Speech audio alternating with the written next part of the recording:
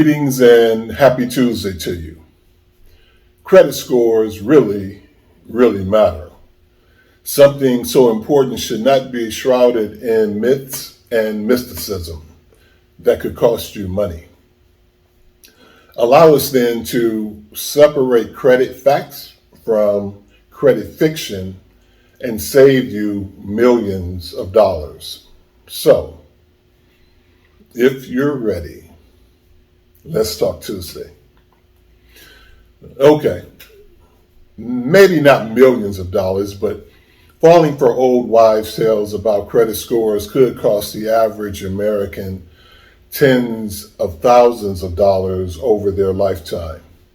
For instance, have you avoided getting married because you don't want your potential spouse, bad credit rating, to drag yours down? Well, there are plenty of reasons not to get married, but the fact that you'll be getting hitched to a person who has a 420 credit score shouldn't be one of them. Their score does not affect yours, and vice versa. In short, what you don't know about credit scores can hurt you. Now, here are some credit score facts. Every consumer should know that there are some inescapable facts about credit scores that they should be aware of. Most of these are common sense issues, but they are helpful in understanding why you are or are not considered a good credit risk. So let's talk about credit reports versus credit scores. Credit reports and credit scores are different but closely related. A credit report is a list of the transactions that affect your credit worthiness. Everything from bill payments to loan applications to divorce filings. Credit bureaus crunch all of that information and assign a numerical grade. And that's your credit score.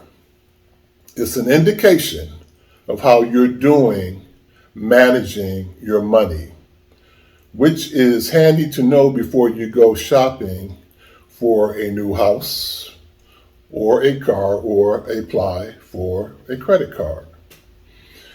Creditors depend on something called a FICO score when determining you as a credit risk.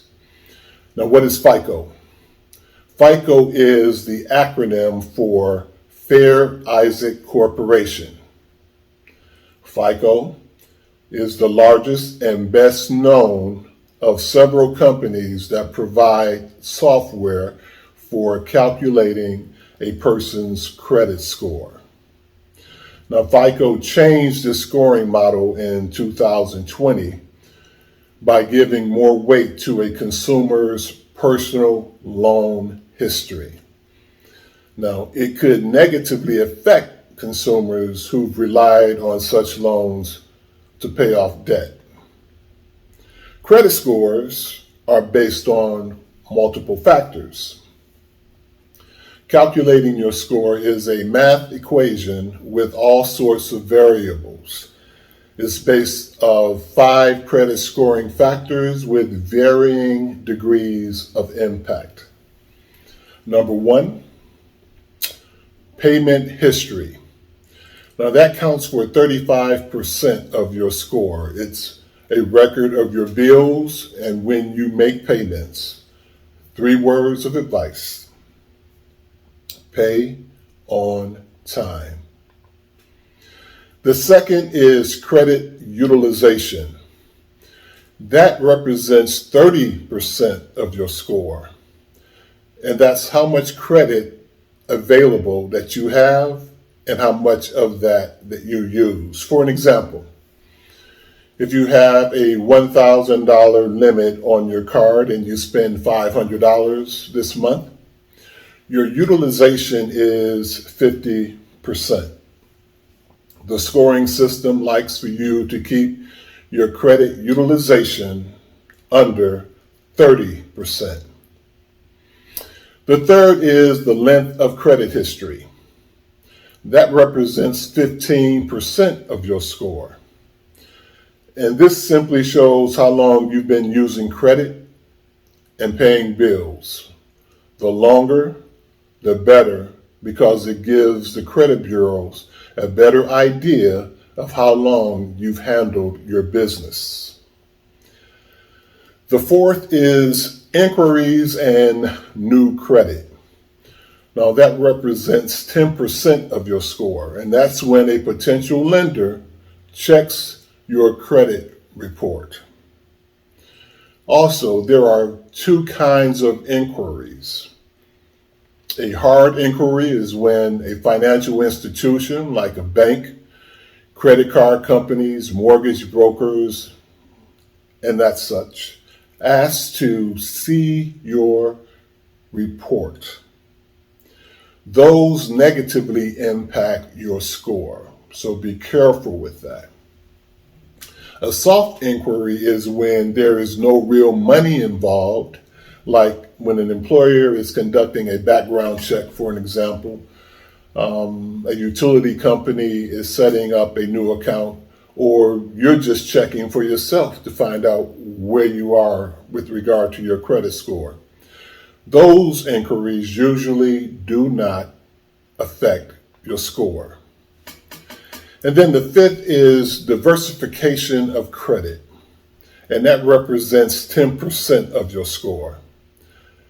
Credit comes in many different forms, like mortgages, credit cards, auto loans, utility bills, for example.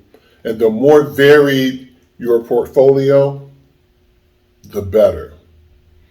As long as you pay all your bills on time is what's most important. Now, even some unpaid balances, though, can harm your credit, even though they may be small. So payment history counts for the largest portion of your credit score, regardless of the balance. If you miss a payment, it can have a deep and lasting consequence on your credit score. So now that you understand how credit is used, consider tracking your score to help monitor fraud activity that can show up in your name. If your credit score doesn't seem correct, you can check for inaccuracies or fraud on your credit report. Even if it seems correct, it's still a good idea to occasionally review the list of transactions. The Federal Trade Commission reports that 1 in 5 Americans have an error on their credit report. And a simple error is one thing, but if you become a victim of identity theft, you'll want to know about fraudulent accounts right away.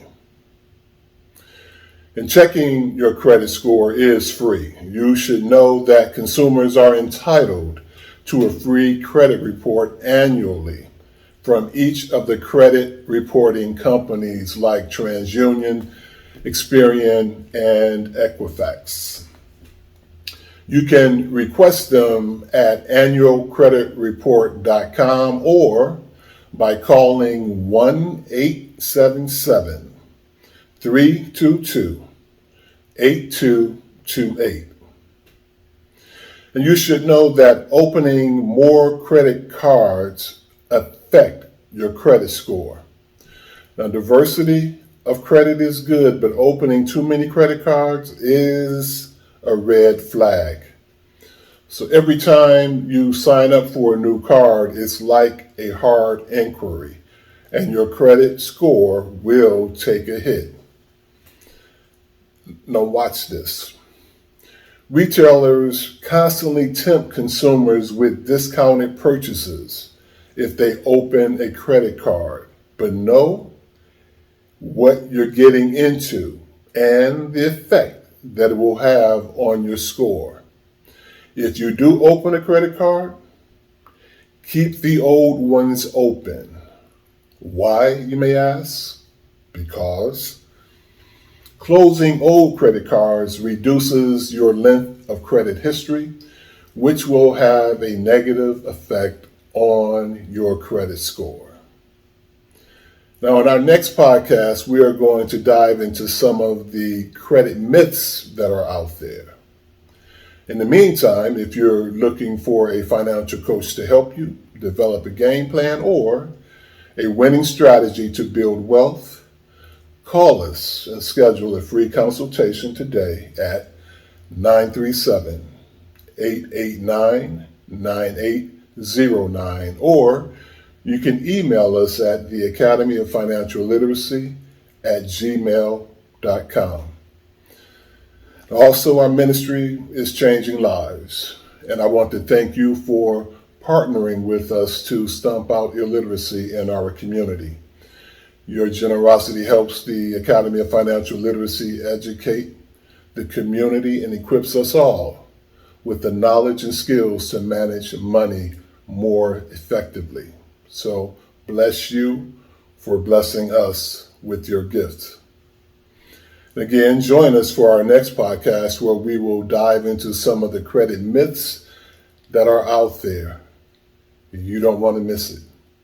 Until next time, let's talk Tuesday.